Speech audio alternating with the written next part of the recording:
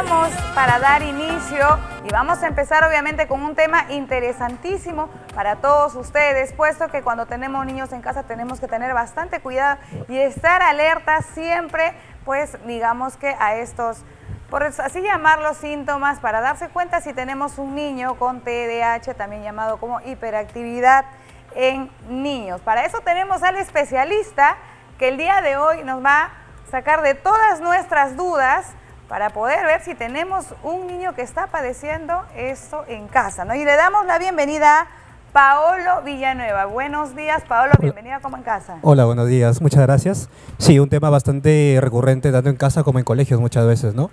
El tema de la hiperactividad con los niños. Así es, Paolo. Sabemos que muchos padres, ¿no? A veces estamos con nuestros niños, pero por el mismo hecho del trabajo, vemos que quizás los niños son muy hiperactivos, no prestan mucha atención en clase y eso también les dificulta muchísimo a la hora, pues, de quizás dar un examen o contestar ciertas preguntas o hacer las tareas. ¿Cómo darnos cuenta de estos síntomas, no?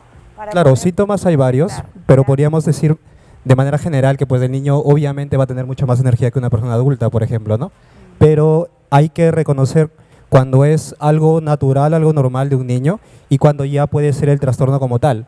Porque si hablamos de este trastorno ya es algo neurológico, es algo que se tiene que revisar en este caso con un neuropediatra. Entonces no es algo como uno diga, pues mi niño está muy inquieto, se olvida y ya tiene TDAH. No es así, no funciona de esa manera.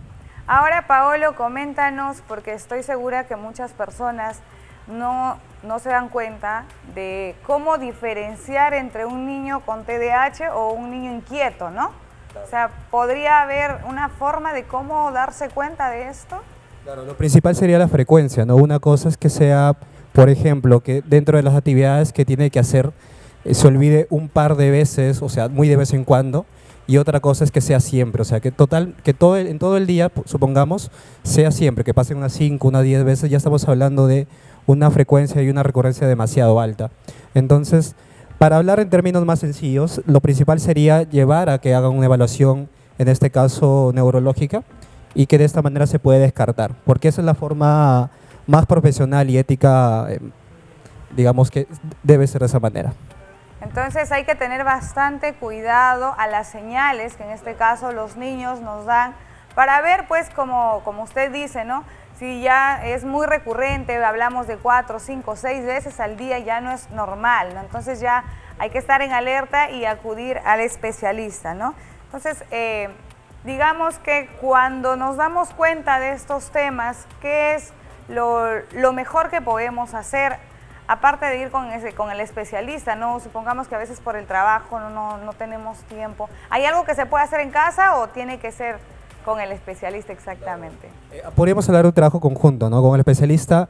Cabe decir también que se debe trabajar con el psicólogo, porque si bien hay un tratamiento farmacológico en este caso, también se debe trabajar el tema de la autoestima, ¿no? Porque muchos niños que son etiquetados con TDAH, lamentablemente dentro de su autoestima ya se sienten de esa forma, sienten que no son capaces de enfocarse en sus tareas, sienten de que de todo se olvidan, sienten de que no les va a ir bien en el colegio ni en el futuro. Entonces sería importante ver qué tan avanzado ha estado esta etiqueta, lamentable, y trabajar eso, ¿no? En casa el padre también tiene que asumir ciertas pautas con el psicólogo y de esta forma orientar y ver una forma de poder reintegrar al niño en este caso. Qué importante es poder trabajar en conjunto, en equipo, en este caso los padres o los miembros del hogar con el especialista, ¿no? Y en este caso, por ejemplo, yo creo que sería muy importante si nos damos cuenta de que tenemos un niño con déficit de atención, no solamente en casa, sino también en el colegio, ¿no? ¿Qué papel juega en estos casos la maestra o el colegio con niños así? Porque yo me imagino que como son tantos niños, los docentes también deben verse abrumados, ¿no? O sea, porque no prestan atención. Entonces también juega un papel muy importante, supongo. Importantísimo, ¿no? Y aquí podríamos hablar de qué tan capacitados deben estar los docentes para poder atender sintomatologías o trastornos que hoy en día se presentan, que quizá antes no estaban delimitados, ¿no? Simplemente. Y antes se pensaba de que no, este niño no da. Y muchas veces, lamentablemente, ¿no? Los niños adolescentes del pasado, de hace una generación probablemente, ya pensaban de que esto era así, que no iba a haber cura entre comillas, ¿no? Pero podemos ver hoy en día de que no era de esa forma, más bien que era algo neurológico que simplemente con tratamiento se puede y se podía haber hecho algo en este caso. Ahora, hablando, claro, del déficit de atención y todo eso, tiene mucho que ver también la alimentación que llevan nuestros niños, porque, por ejemplo, ¿no? O sea, lo que casualmente en casa decimos, no, es muy inquieto porque come mucho dulce. No duerme a sus horas porque está todo el día con el dulce y entonces se vuelve más hiperactivo, inquieto, está que juega. ¿Tiene mucho que ver eso también? Tiene que ver, más no es determinante si es que no es en exceso. Ah, ok. Entonces habría que revisar eso y en base a ello habría que revisar, ¿no? ¿Realmente es eso o realmente es que tiene hiperactividad? Otro punto que quiero mencionar aprovechando es el tema de los hábitos que tienen los niños. En este caso, un niño con hiperactividad o con déficit de atención, porque aquí cabe decir que son dos posturas, ¿no? Está Claro. el déficit de atención o la hiperactividad, a veces viene junto. Entonces, habría que revisar el tema de los hábitos, que los niños se organicen y que en base a esto ellos sientan que van a poder hacerlo. Entonces, muchas veces cuando no se produce esto, incluso para un niño que no tiene este trastorno le cuesta, imagínate para alguien que lo tiene, ¿no? Entonces, habría que integrar esto también. Claro, o sea, sí, lo que estás diciendo es muy cierto, ¿no? A veces a los niños cuando no tienen el apoyo de un adulto, por ejemplo, cuando están en época escolar, cuando no tienen el apoyo de un adulto en casa, a veces les cuesta hacer las tareas, imagínense si tienen ese déficit, ¿no? Pero bueno, son puntos importantes que estamos tocando, pero para eso también tenemos más información para todos ustedes, así que tenemos preparado pues un video donde se van a informar aún más. Si notas que tu hijo no para de moverse, le cuesta concentrarse y parece estar en constante actividad, es posible que estés frente a un caso de hiperactividad.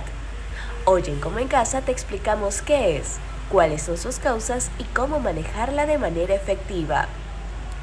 La hiperactividad es una condición que forma parte del trastorno por déficit de atención e hiperactividad o TDAH. Se manifiesta con movimientos constantes, dificultad para mantenerse quieto y problemas para enfocarse en tareas específicas. Aunque es común en la infancia, es importante diferenciar entre un niño activo y uno con hiperactividad. ¿Pero cuáles son sus causas? Los especialistas indican que factores genéticos, alteraciones en el desarrollo del cerebro y el entorno pueden influir en la hiperactividad. Aunque no tiene cura, existen estrategias para ayudar a los niños a canalizar su energía de manera positiva. Si tu hijo es hiperactivo, aquí te dejamos algunos consejos. Establece rutinas diarias. Fomenta la actividad física. Evita el exceso de azúcares y alimentos procesados. Y sobre todo, dale mucho amor y paciencia. Recuerda que cada niño es único y con el apoyo adecuado podrá desarrollar todo su potencial. Ahora que conoces más sobre la hiperactividad infantil, no dudes en buscar orientación profesional si crees que tu pequeño necesita ayuda. En Como en Casa queremos brindarte información útil para el bienestar de tu familia. Claro que sí, qué importancia es también en que los padres, o en este caso los miembros del hogar, estemos muy pendientes de los niños y sobre todo darles muchísimo amor, muchísima confianza, comunicación, ¿no? Es importante, doctor, la comunicación. Indispensable.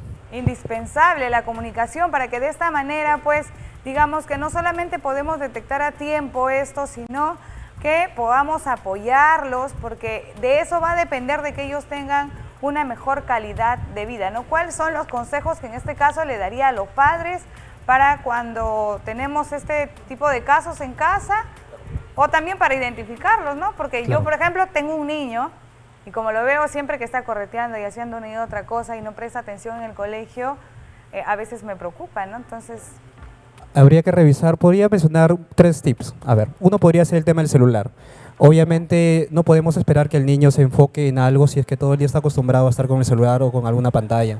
Entonces esto ya es una cuestión de estímulos, esta es una cuestión de neurológico, porque el cerebro se acostumbra a ciertos estímulos. Entonces habría que regular eso. Otro es el ejercicio físico. Es muy importante que los niños puedan, esa energía que tienen, tanta energía que tienen, puedan regularla de esa forma, que pueda salir en este caso, ¿no? Si Ahora, así doctor, decirlo. permítame, antes de que avance, ya que toca ese tema, hoy en día los papás, por el hecho de estar en el trabajo o porque simplemente llegamos del trabajo estresados, el teléfono, la tablet, la televisión, pero ya no nos damos el tiempo para sacarlos al parque, quizás que jueguen al fútbol, en este caso los niños, o las niñas compartan con otras amiguitas, ¿no? Entonces ya no hay este tipo de juegos que es muy importante, como usted dice, para que ellos puedan, digamos que desgastar la energía, puede ser, y no estén enfocados en una sola cosa. Claro, y podría recomendar directamente a los padres de familia que pensemos más a mediano plazo, ¿no? No es tanto de poder decirle, bueno, ya le doy el celular y me desentiendo, ¿no? Sino Claro. pensar en el bienestar emocional. Al final, la salud mental de los niños se ve muy influenciada si es que tienen esa socialización y esos estímulos, como mencionas. Muchísimas gracias, doctor. Ya saben todos los tips. Hoy día nos ha dado una información valiosísima porque esto ya se ve muchísimo todos los días y pues sobre todo hay que tener bastante cuidado.